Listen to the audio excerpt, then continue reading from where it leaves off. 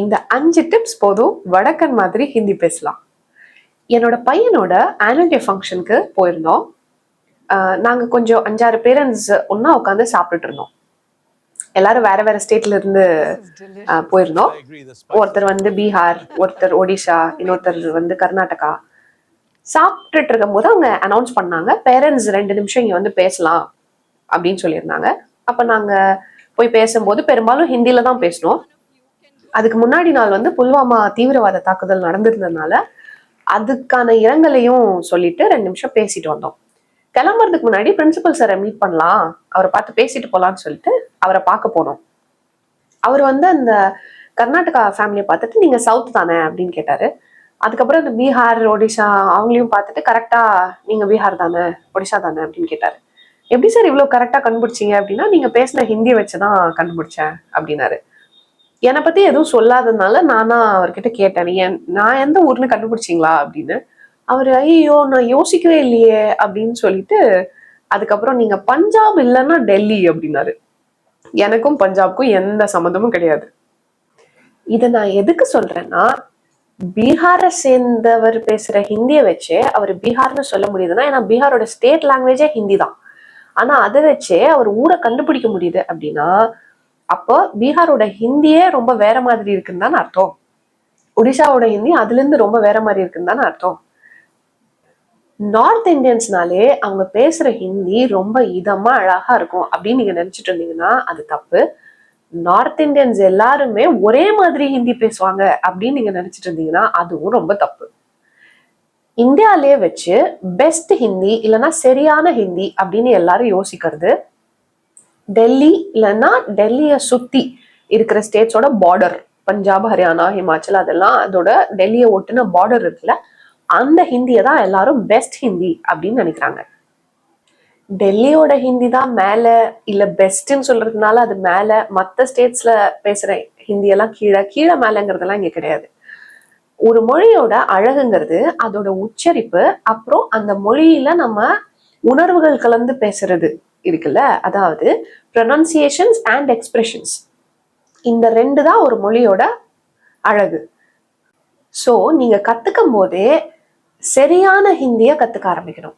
வட்டார வழக்கு ஹிந்தின்னு சொல்லுவோம்ல, ஸ்லாங் ஹிந்தி, அதை கத்துக்க ஆரம்பிச்சீங்கன்னா அதுக்கப்புறம் அதுல இருந்து நல்ல ஹிந்தியை கத்துக்கிறது ரொம்ப கஷ்டமாயிடும்.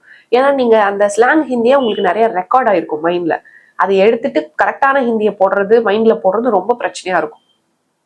இப்ப நம்ம ஃபர்ஸ்ட் டிப் என்னன்னு பார்த்துடலாம். பேசும்போது எக்ஸ்பிரஷன்ஸ் கலந்து பேசணும். அதாவது அரே யார் நீச்சே கிர்கியா, இதோட மீனிங் பாத்தீங்கன்னா அட பாவமே கீழே விழுந்துருச்சே. இன்னொரு எக்ஸாம்பிள் சொல்றேன் பாருங்க. அரே பகவான், அட கடவுளே. ये क्या हाल है, இது என்ன இந்த நிலைமையில இருக்கு. புரியுதுன்னு நினைக்கிறேன். கொஞ்சம் எக்ஸ்பிரஷன்ஸ் கலந்து பேசுங்க பேசும்போது. மேடம் நீங்க பாட்டுக்கு இதை செய்யுங்க அதை செய்யுங்கன்னு ஏதாவது சொல்லிடுறீங்க, எங்களுக்கு மட்டும் ஆசை இல்லையா இதெல்லாம் செய்யணும்னு. இதெல்லாம் ஏதாவது பேசி அது தப்பா போய் யாராவது நம்மளை பார்த்து சிரிச்சிருவாங்கன்னு கொஞ்சம் பயமா இருக்கு. நானும் உங்களை மாதிரி தான் இந்த மாதிரி பயந்துட்டு தான் இருந்தேன். ஆரம்பத்துல நான் இவ்வளவு பெர்ஃபெக்டாலாம் பேச ஆரம்பிக்கல. பட் இப்போ என்னோட ஹிந்தி ரொம்ப நேச்சுரலா இருக்கு. கவர்மெண்ட் ஆஃப் குஜராத்ல ஒர்க் பண்றேன். கவர்மெண்ட் அத்தாரிட்டிஸ் கூட பழகுற சான்ஸ் கிடைக்குது. அவங்க பேசுற ஹிந்தியும் நான் கேட்கிறேன். இங்க நிறைய மாநிலத்துல இருந்து வேற வேற ஸ்டேட்ஸ்ல இருந்து பசங்க படிக்கிறாங்க, அவங்க பேசுற ஹிந்தியும் நான் கேட்கிறேன். இத்தனை பேர் கூட ஹிந்தில பேசினாலும் எனக்கு சில ஹிந்தி தான் ரொம்ப பிடிச்சிருக்கு. ஏன்னா மற்ற ஹிந்தி எல்லாம் ஸ்லாங் ஹிந்தியா இருக்கு. ஸோ எனக்கு எது சரியான ஹிந்தின்னு தெரிஞ்சதுனால அப்புறம் என்னோட எக்ஸ்பீரியன்ஸ் எல்லாத்தையும் வச்சு என்ன பண்ணிட்டேன்னா, நான் ஸ்லாங் ஹிந்தியை யூஸ் பண்றதே இல்லை. அது என்னோட ஹிந்தில நான் வந்து அதை பேசுறதே இல்லை. இப்படி நான் என்னென்ன கத்துக்கிட்டேன் அப்படிங்கறது எல்லாத்தையும் ஃபார்மேட் பண்ணி ஃப்ளூயன்சி பூஸ்ட் டெக்னிக் அப்படிங்கிற டெக்னிக் வழியா தான் என்னோட ஸ்டூடெண்ட்ஸ்க்கு நான் ஹிந்தி சொல்லித்தரேன். என்னோட கோச்சிங் ஜாயின் பண்றதுக்கு ஸ்கிரீன்ல தெரியுற மெயில் ஐடிக்கு மெயில் பண்ணுங்க.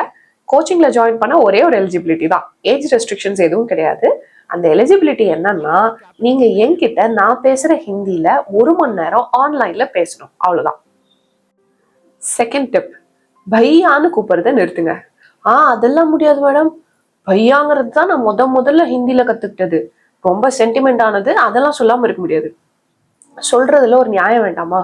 பாக்குறவங்க எல்லாரையும் பையான்னு கூப்பிடுறீங்க, பானிபூரி கடையில 5வது படிக்கிற பையனை பார்த்து பையான்னு கூப்பிட்டீங்கன்னா நீங்க எப்படி நார்த் இந்தியன் மாதிரி ஹிந்தி பேச ஆரம்பிக்கிறது? உங்களுக்கே அநியாயமா இல்லையா கூப்பிடும்போது? உங்களை விட பெரியவரா இருந்தா, அண்ணான்னு கூப்பிடுற வயசு இருந்தா மட்டும்தான் பையான்னு சொல்லணும். இல்லைன்னா தம்பியா இருந்தா, தம்பி வயசுல இருந்தா பாய் அப்படின்னு சொல்லுங்க. உதாரணத்துக்கு பாருங்க, தம்பி இது சீக்கிரம் பண்ணுப்பா அப்படின்னு சொல்றதுக்கு பதிலா பாய் ஜல்தி கர்னா.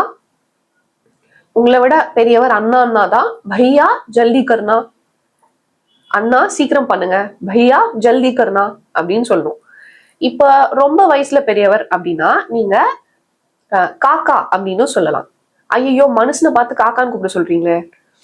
காக்கால வர்ற கா இக்கு கா இருக்குல்ல, அந்த இக்க அழுத்தி சொல்லாதீங்க. தமிழ்ல வர்ற மாதிரி அழுத்தி சொல்லாதீங்க. சாதாரணமா கா கா காக்கா ஏதே தேனா, அங்கிள் இதை கொடுத்துடுறீங்களா அப்படின்னு சொல்லலாம். ரொம்ப குட்டி பையன் அப்படின்னா, ரொம்ப வயசுல சின்ன பையன், இப்ப நான் சொன்னல அந்த 5th ஸ்டாண்டர்ட் படிக்கிற பையன் அப்படின்னா நீங்க அந்த பையன் கிட்ட பேசணும் அப்படிங்கும் போது பேட்டான்னு கூட நீங்க சொல்லலாம். உறவு முறைக்கா பஞ்சம் நிறைய வேர்ட்ஸ் இருக்கு, எல்லாத்தையும் யூஸ் பண்ணுங்க. பையாங்கிறதே திரும்ப திரும்ப சொல்லிட்டு இருக்காதீங்க. நீங்க ஹிந்தி கத்துட்டு இருக்கீங்க, ஆனா அதுல ஏதாவது ஒரு பிரச்சனையை ஃபேஸ் பண்றீங்க, ஒண்ணு இல்ல பல பிரச்சனை ஏதாவது ஃபேஸ் பண்றீங்க அப்படின்னா உங்க ஸ்ட்ரகிள்ஸ் என்ன அப்படிங்கறது கமெண்ட் செக்ஷன்ல டைப் பண்ணுங்க. அதுக்கான சொல்யூஷனை நான் கொடுக்குறேன். ஹிந்தி மொழி சேனலை சப்ஸ்கிரைப் பண்ணிக்கோங்க. இப்ப அடுத்த டிப் என்னன்னு பார்க்கலாம். அடுத்த டிப் என்னன்னா, ஃபில்லர் வேர்ட்ஸை அதிகமா யூஸ் பண்ணுங்க. அது நம்ம யூஸ் பண்ணிட்டு தான் இருக்கோம். இப்ப தமிழ்ல இங்கிலீஷ்ல எல்லாம் நம்ம அதை பயன்படுத்துறோம். உதாரணத்துக்கு பாருங்க, நான் சீக்கிரம் வந்துட்டேன், நீயும் சீக்கிரம் வந்திருக்கணும். இப்படி நம்ம பேசுவோமா? இதுல ஏதோ மிஸ் ஆகிற மாதிரி உங்களுக்கு தெரியுதுல்ல? இப்ப கனெக்டர் போட்டு பாருங்க. நான் சீக்கிரம் வந்துட்டேன், அப்போ நீயும் சீக்கிரம் வந்திருக்கணும்ல. இப்ப புரியுதா? இதுதானே நேச்சுரலா இருக்கு. இந்த கனெக்டர்ஸை நம்ம ஹிந்தில போட மாட்டோம். இப்ப ஹிந்தில சொல்றேன் பாருங்க. मैं जल्दी आ गई, तुम्हें भी जल्दी आना चाहिए था. இப்ப நடுவுல கனெக்டரே இல்ல. இது என்ன பண்ணணும்னா நீங்க கனெக்டர் போட்டு தான் பேசணும். 2 வாக்கியங்களுக்கு நடுவுல ஒரு ஜாயிண்ட் போட்டு பேசுங்க. मैं जल्दी आ गई, தோங்கிறது இங்க கனெக்டர். तो तुम्हें भी जल्दी आना चाहिए था. இது மாதிரி நிறைய கனெக்டர் வேர்ட்ஸ் இருக்கு. मतलब, क्योंकि, देखो. மத்தலப்னா அப்படின்னா, क्योंकिனா ஏன்னா, देखोனா பாரு. இது எல்லாத்தையும் நீங்க கனெக்டர் வேர்ட்ஸா யூஸ் பண்ணலாம். உங்களுக்கு இது புரியலன்னா கமெண்ட் செக்ஷன்ல 2 ஹிந்தி சென்டென்சஸை டைப் பண்ணிட்டு இதுக்கு நடுவுல என்ன கனெக்டர் போடணும், எப்படி போடணும்னு கேளுங்க, நான் ஆன்சர் பண்றேன். 4வது டிப் என்னன்னா, தமிழ்ல வேர்ட்ஸ் முடியும் போது ஆ சவுண்ட்ல முடியும். அதாவது ஆ நெடில், அதை கொஞ்சம் குறைச்சிருங்க ஹிந்தில வரும்போது. இப்போ உதாரணத்துக்கு, அயோத்தியால மண்டபம் அழகா இருக்கு. இத ஹிந்தில சொல்லும் போது அயோத்தியா மே மண்டபா அச்சா லக்தா ஹை. இப்ப நீங்க என்ன பண்ணிருக்கீங்கன்னா, அயோத்தியான்னு ஆ நெடில் யூஸ் பண்றீங்க, மண்டபா அப்படின்னு யூஸ் பண்றீங்க. அதை குறைச்சிருங்க. அயோத்தியா மே மண்டப் அச்சா லக்தா ஹை. இன்னொரு உதாரணம் சொல்றேன் பாருங்க. தெனாலி ராமா கோ கீதா பசந்த் ஹை. இதை எப்படி குறைக்கலாம்? தெனாலி ராமனுக்கு பாட்டு பிடிக்கும். தெனாலி ராம் கோ கீத் பசந்த் ஹை. புரியுதா? ஆ சவுண்ட வந்து குறைச்சிட்டீங்கன்னா, குரில் இல்லைன்னா குரிலை விட சின்ன ஆவோட முடிச்சிட்டீங்கன்னாலே அது ரொம்ப நேச்சுரல் ஸ்பீக்கர் பேசுற மாதிரி இருக்கும். 5வது டிப், ரெட்ரோ சவுண்ட்ஸை கரெக்டா யூஸ் பண்ணணும். ரெட்ரோ சவுண்ட்ஸ் எவ்வளோ இம்பார்ட்டன்ட் அப்படின்னா, நீங்க ஹிந்தி பேசும்போது சின்ன சின்ன தப்பு ஏதாவது பண்ணிட்டீங்கன்னா பெரும்பாலும் அதை கண்டுபிடிக்க முடியாது. நீங்க எக்ஸ்பிரஷன்ஸோட அழகா பேசிட்டீங்கன்னா அதை கண்டுபிடிக்காம விட்டுருவாங்க. ஆனா ரெட்ரோ சவுண்ட்ஸ்ல ஏதாவது தப்பு பண்ணீங்கன்னா அது ரொம்ப ஈஸியா கண்டுபிடிச்சிடலாம். எக்ஸாம்பிளுக்கு, ரத்னா சாஹியே, ரத்னா சாஹியே, ரெண்டும் ஒரே மாதிரி இருக்கு பாருங்க. ஆனா ரத்னா சாஹியேனா ரத்தினம் வேணும் அப்படின்னு அர்த்தம். ரத்னா செய்யனா மனப்பாடம் பண்ணணும் அப்படின்னு அர்த்தம். எவ்வளவு வித்தியாசமா இருக்கு பாருங்க. இந்த ரெட்ரோ சவுண்ட்ஸை பத்தி நான் ஏற்கனவே எக்ஸ்பிளைன் பண்ணியிருக்கேன். லெட்டர்ஸே இல்லாம ஹிந்தி பேசுறது எப்படி அப்படிங்கிற என்னோட வீடியோல ரெட்ரோ சவுண்ட்ஸை பத்தி தெளிவா சொல்லியிருக்கேன்.